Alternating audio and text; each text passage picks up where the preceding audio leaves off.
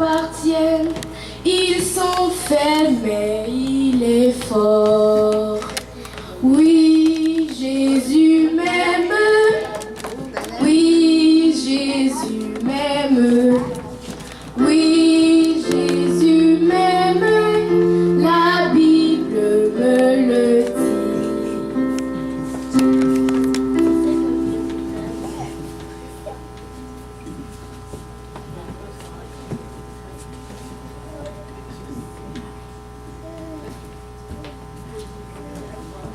Tu sais que je t'aime.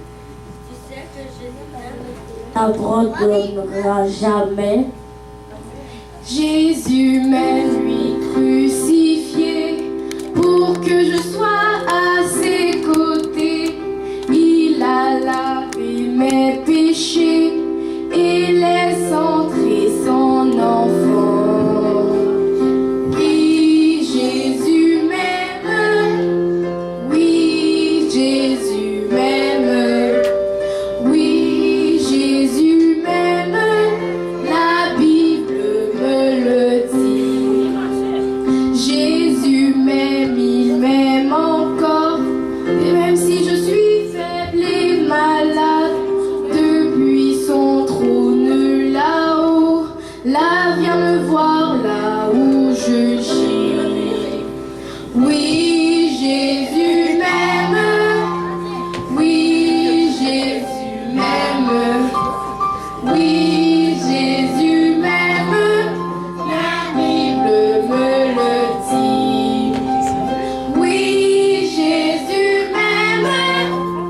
Oui, Jésus m'aime. Oui, Jésus m'aime. La Bible me le dit.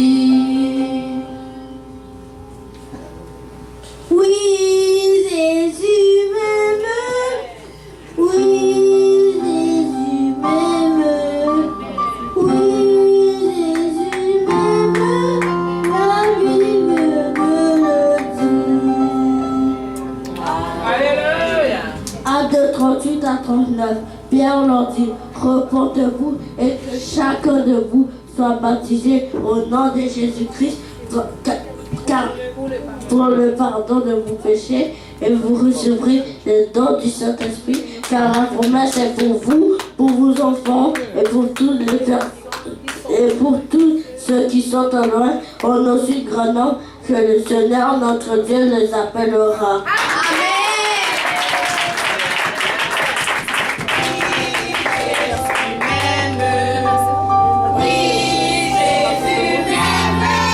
La Bible me le dit.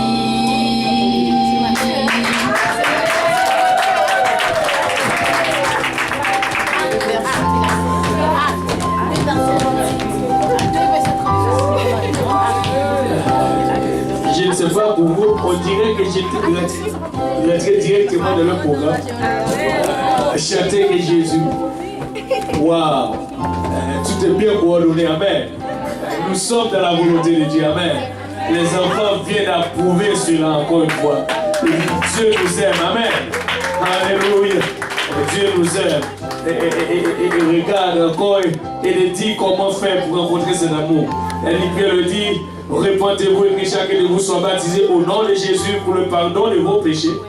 Et vous recevrez le don du Saint-Esprit. Et il a dit la promesse est pour vous, pour vos enfants, pour tous ceux qui sont de loin, en aussi grand nombre. Et le Seigneur, notre Dieu, les appelle. Et je crois que c'est tout ce qu'on doit faire comme une prédication unique. Les enfants nous ont prêché. Premièrement, il nous a dit que Jésus nous aime. Qui veut répondre à l'amour de Jésus? Alléluia. S'il nous aime, et il nous a demandé de lui aimer aussi, en retour, amen. Et nous pouvons l'aimer. Et si on aime, écoute, tout le monde, si c'est quand on dit qu'on aime, tous ceux qui aiment donnent. Si tu aimes Jésus, tu vas donner ta vie à lui. Amen. Lui, il t'aime, qu'est-ce qu'il a fait? La Bible dit, Dieu a tant aimé. Qu'est-ce qu'il a fait? Il a donné. Il a donné. Mais toi, si tu l'aimes, qu'est-ce que tu vas faire? Tu vas aussi donner. Amen. Regarde ton voisin, dis-lui, si tu aimes Jésus, tu dois lui donner ta vie. Amen. Alléluia. Et c'est déjà 1017.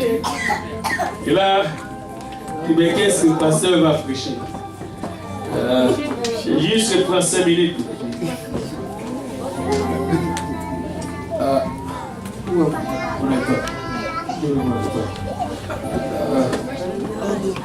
Juste pour vous montrer vraiment combien que Dieu nous aime, parce que nos enfants viennent de nous dire, nous rappeler quelque chose par l'amour de Jésus-Christ. Alors on va vraiment lire un verset pour montrer vraiment qu'est-ce que Jésus-Christ fait avec ça. Romains chapitre 8, 5, 8, bien sûr. Regardez ce que c'est Dieu a fait.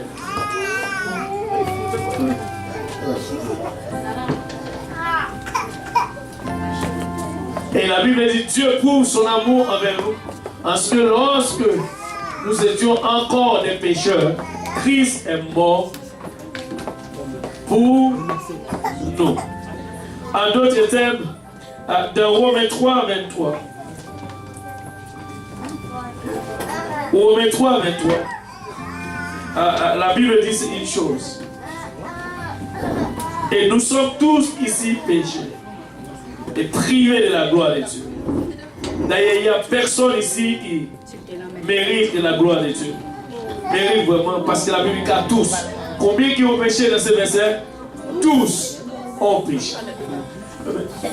Maintenant, le problème, c'est que est-ce qu'il y a des gens qui travaillent ici? Ce n'est pas pour aller prendre une voiture dans ton affaire, je vais juste expliquer quelque chose. Quand tu travailles, tu espères d'abord d'avoir un salaire. Ou chaque fin de semaine, on te donne un salaire, n'est-ce pas?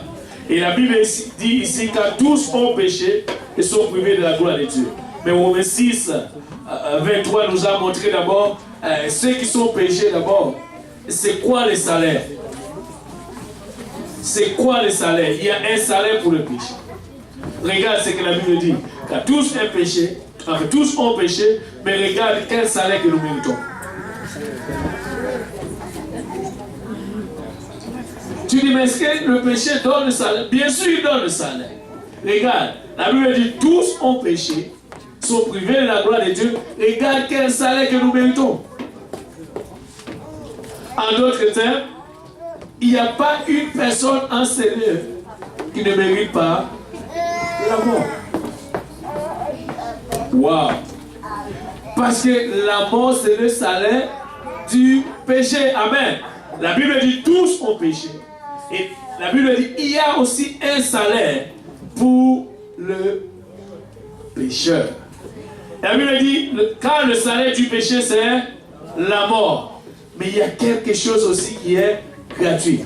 Car le don gratuit de Dieu, c'est la vie éternelle en Jésus-Christ. En d'autres termes, tu ne peux pas trouver la vie éternelle en dehors de Jésus-Christ.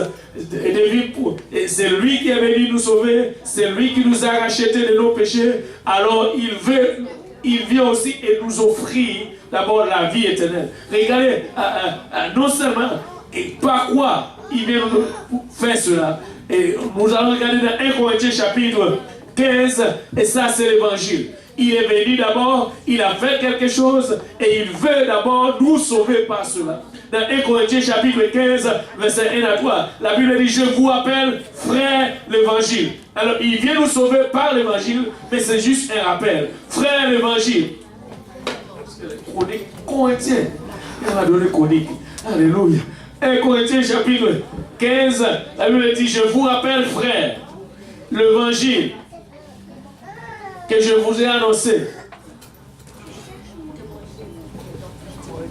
Écoute, je dois aller dans...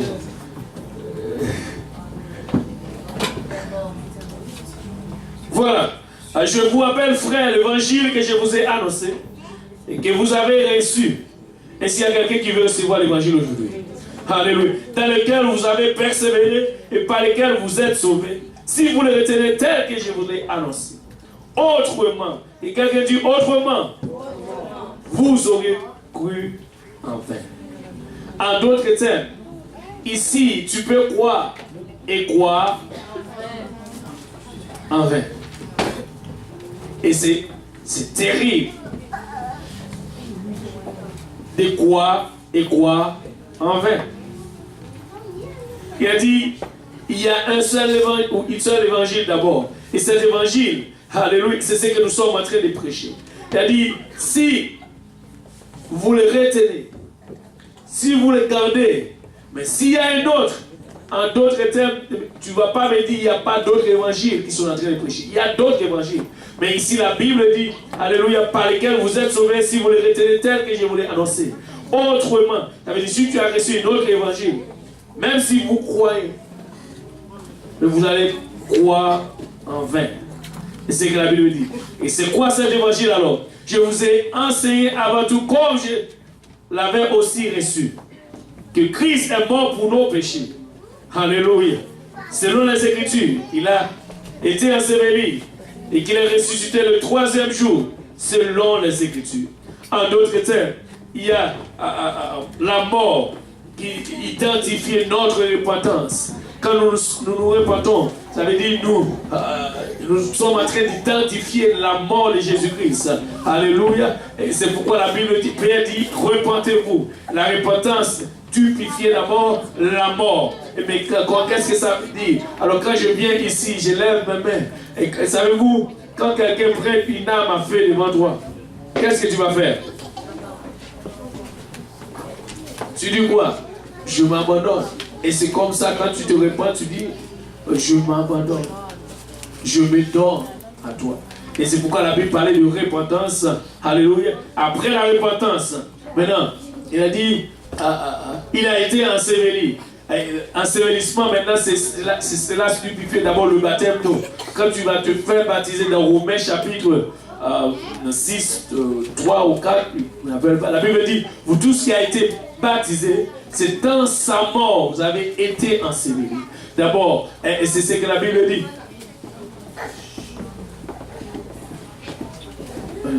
Alléluia. Nous avons tous été ensevelis avec lui par le baptême en sa mort. Et c'est ça que la Bible dit. Ensuite, ressuscité. Alléluia. Lorsqu'il est ressuscité d'abord, il sanctifie le Saint-Esprit. Et quand tu sois le Saint-Esprit, je vous dis, c'est quelque chose en particulier. Va demander à la sœur. Ils vont te dire, c'est spécial. C'est comme s'il y a une douce fraîcheur qui coule. Alléluia. Et c'était spécial quand quelqu'un parle en d'autres langues. Oh, je me réjouis de cela. Parce que cela vaut quelque chose pour nous. Alléluia. Et la vie éternelle. Amen. Et s'il y a quelqu'un qui veut avoir la vie éternelle ici, Seigneur.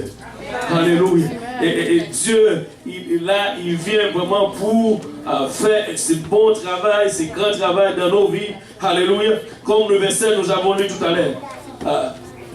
Cet amour, preuve de cet amour, c'est qu'il est venu nous chercher alors que nous étions encore dans nos péchés. Et c'est ça, nous lisons dans Romains chapitre 8, 5, la Bible dit, lorsque nous étions encore des pécheurs, Christ est mort. Mais ce qui est drôle, c'est parce que le péché a un salaire. Et maintenant, par-dessus de tout cela, Jésus-Christ aussi, il a un don à nous offrir.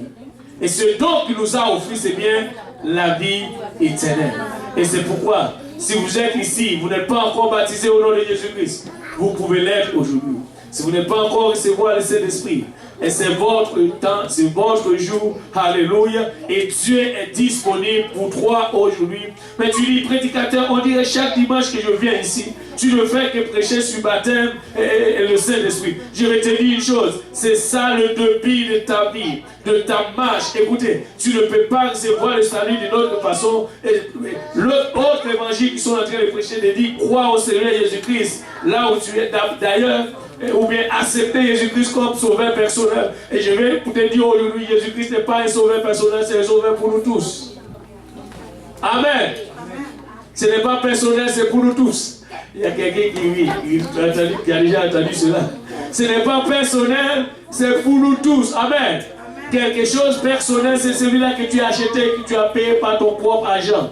Tu n'as pas assez d'argent pour payer pour ton salut. C'est-à-dire, si Jésus-Christ a fait cela, alléluia, c'est pour quelque chose de spécial. Et je vous dis, il veut faire encore avec nous.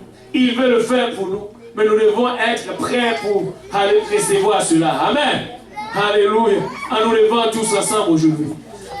Dis, mais le prédicateur n'est pas là aujourd'hui. Ces prédications, c'est très court. Mais c'est juste que, avec Dieu, tu n'as pas besoin, Dieu n'a pas besoin beaucoup. Écoute, tu as besoin juste d'attendre l'évangile. Et après, il y a l'enseignement, il y a d'autres choses qui vont venir. Mais ce que tu as besoin présentement, c'est bien ton salut et l'évangile. Mais comment tu peux rentrer dans ton salut? C'est la repentance, le baptême d'eau au nom de Jésus-Christ. Alléluia. Et la réception du Saint-Esprit. Et là, tu vas commencer ta marche. Et par là, nous avons aussi des études bibliques à domicile. Ou les études bibliques que nous faisons à l'église. C'est là qu'on appelle la croissance spirituelle. Et si tu veux grandir, tu dois venir dans cette étude. Si tu veux grandir, ou si tu veux pour le plus de Dieu, si tu n'as pas encore une étude biblique, tu peux demander une étude biblique à domicile. Quelqu'un va venir chez toi, il va vous enseigner la parole de Dieu, et là vous allez avoir, vous pouvez avoir toutes sortes de questions. Il va vous répondre selon la parole de Dieu. S'il te répond en dehors de la parole de Dieu, cela n'est pas bon. Mais il doit vous répondre d'abord dans la parole de Dieu, parce que nous ne voulons pas sortir de la parole de Dieu. Amen. Alléluia. En nous levant tous ensemble aujourd'hui, nous n'avons pas assez de temps pour dire nous allons venir à l'autel, mais là où tu es, tu peux, alléluia, quand même te repentir et tu peux quand même recevoir ce que Dieu a pour toi. Amen. Alléluia. Amen. Amen. Alléluia. On dirait que vous n'êtes pas là. Où vous êtes? Amen. Amen. Alléluia. Je ne sais pas où vous êtes parce que je ne trouve aucune réponse. Amen. Amen. Alléluia. Nous devons être là. Amen. Jésus-Christ est là. Il veut nous rencontrer. Nous devons être là pour lui. Amen. Oh, merci Seigneur. Alléluia. Élevons nos voix et prions le Seigneur tous ensemble.